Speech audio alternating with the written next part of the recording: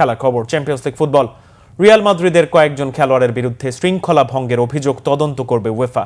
ইউরোপীয় ফুটবলের এই নিয়ন্ত্রক সংস্থা বৃহস্পতিবার জানিয়েছে, তদন্তের কেন্দ্রে আছেন অ্যান্টোনিও রুডিগার, কিলিয়ান এমবাপ্পে, দানি সেবায়োস ও ভিনিসিয়াস জুনিয়র।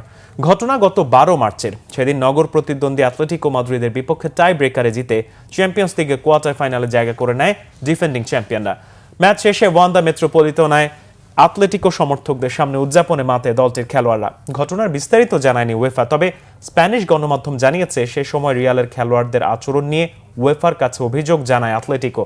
তা আমলে নিয়ে উয়েফা বৃহস্পতিবার জানিয়েছে, অশোভন আচরণের জন্য অ্যান্টোনিও রুডিগার, কিলিয়ান এমবাপ্পে, দানি সেবায়োস ও ভিনিসিয়াস জুনিয়র তদন্তের কেন্দ্রে আছেন।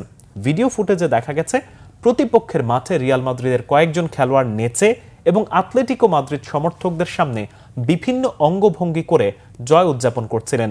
সে সময় গ্যালারি থেকে বিভিন্ন জিনিস ছুঁড়ে প্রতিক্রিয়াও দেখাচ্ছিলেন স্বাগতিক সমর্থকরা। উয়েফা জানিয়েছে, যথাসময়ে ঘটনার আরও বিস্তারিত তথ্য জানানো হবে।